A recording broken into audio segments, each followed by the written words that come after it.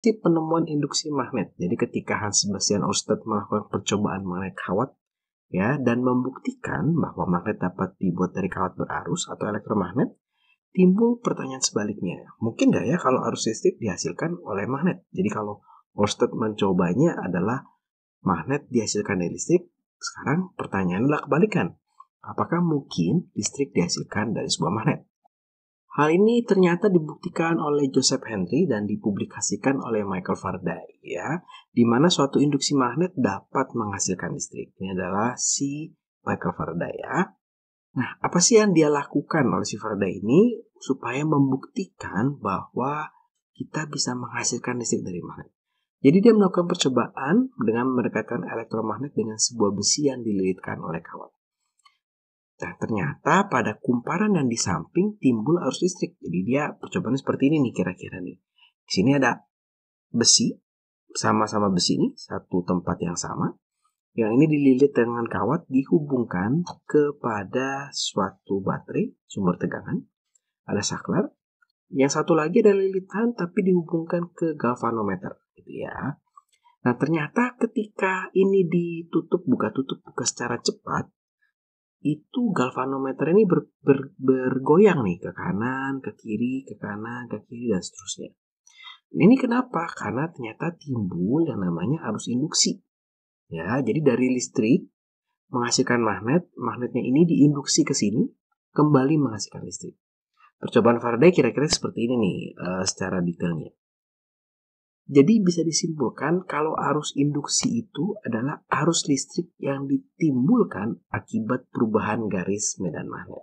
Ya, perubahan ini bisa bermacam-macam. Bisa seperti pada contoh yang dilakukan oleh Faraday, dia adalah membuka menutup si saklar dengan cepat sehingga si elektromagnet yang terbentuk ini garis gaya magnetnya selalu berubah-ubah. Besar, kecil, dan seterusnya, sehingga mempengaruhi kumparan yang di sampingnya untuk menghasilkan suatu listrik. Nah, ya gampang ya. Terus bagaimana nih Kak cara menentukan arah arus induksinya? Ternyata kalau kita mau menentukan arah arus induksi yang elektromagnet seperti ini, kita harus menentukan dulu kutub magnet yang ditimbulkan oleh kumparan yang akan diinduksi. Ya, kita akan menggunakan aturan tangan kanan nih. Jadi kita untuk magnet yang ini kita tentukan dulu kemana sih arusnya dia, kemana sih utara dan selatannya dia. Ya, dengan aturan tangan kanan, kalau ini kita sambungkan, maka kita punya arus ke sini, berarti dari depan ke belakang, tangannya akan seperti ini. Di sini kita punya utara, di sini kita punya selatan. Maka si kumparan ini akan terinduksi magnet, ya, dia akan memiliki di sini kutub utara, di sini kutub selatan.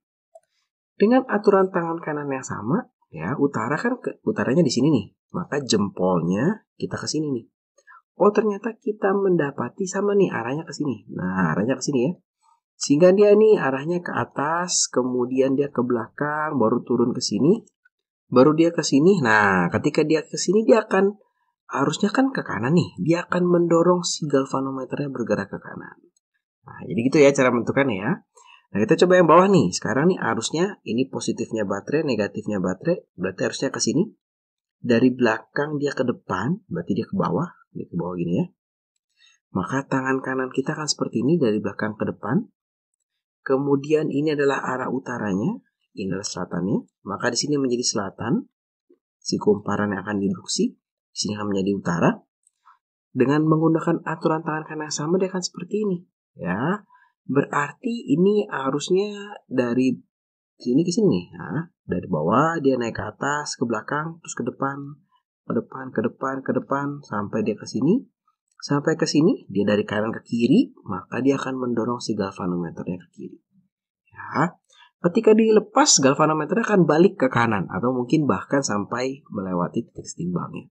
Ditutup lagi, ke kiri lagi, dibuka lagi, dia ke kanan lagi, dan seterusnya. Nah, itu adalah bagaimana sih arus induksi ini dihasilkan pada elektromagnet. Selain dengan elektromagnet, dengan apa? Tadi sudah kakak bilang kalau arus induksi adalah arus listrik yang dihasilkan karena perubahan garis gaya medan magnet. Atau ketika garis gaya medan magnetnya dipotong oleh sesuatu. Nah, maka kita bisa juga menghasilkan suatu arus induksi jika kita memasukkan suatu magnet ke dalam kumparan secara cepat dan berulang kali.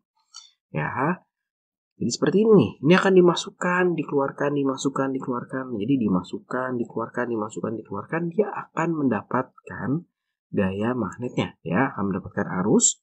Maka dia akan memotong. Jadi si kumparan ini akan memotong garis-garis gaya magnet. Kan garis gaya magnetnya begini ya. Akan terpotong oleh kumparan ini sehingga menimbulkan arus listrik, gitu ya. Jadi yang penting apa sih? Ada pergerakan kalau di sini. Jadi entah kumparan yang digerakin, entah magnet yang digerakin. Ketika masuk terus diam, maka ketika diam sudah tidak ada induksi lagi. Dia harus terus bergerak magnetnya.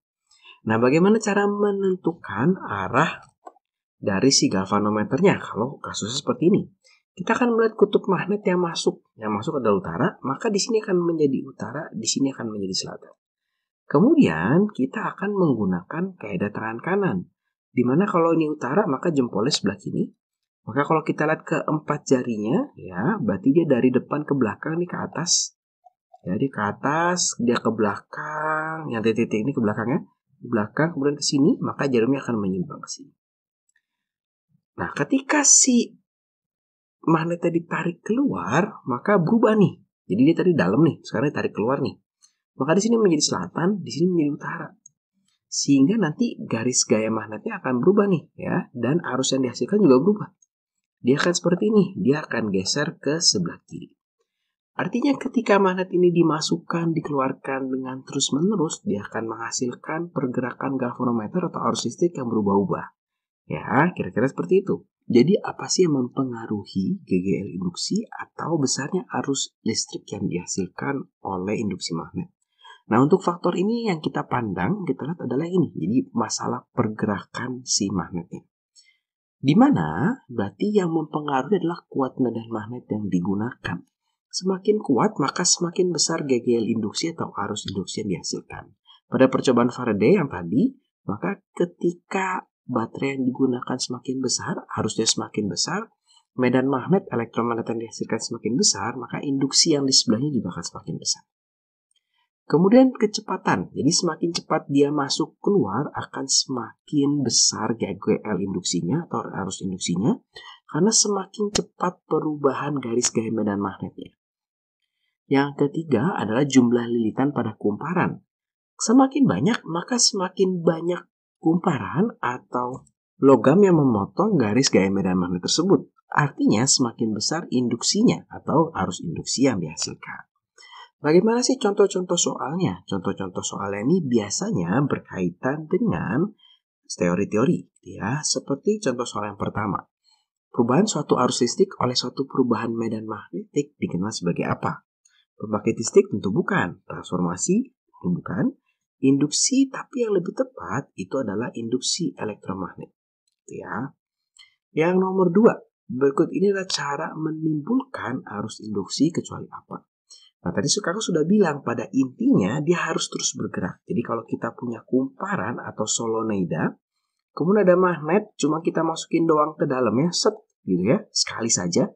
Pada saat masuk memang ada arus kecil yang timbul, tapi ketika sudah di dalam, terus tidak diapa-apakan, didiamkan saja, dianggurin saja, ya dia tidak akan ada arus induksinya. Berarti dia harus terus bergerak. Entah magnet yang bergerak, entah solenoidanya bergerak. Maka kalau ketemu soal begini, tinggal kita cari yang ada kata diamnya. Ya, ini pasti bergerak. Ini ada bergeraknya. Ini berputar itu bergerak. Nanti bisa akan kakak jelaskan di soal berikutnya, di video berikutnya.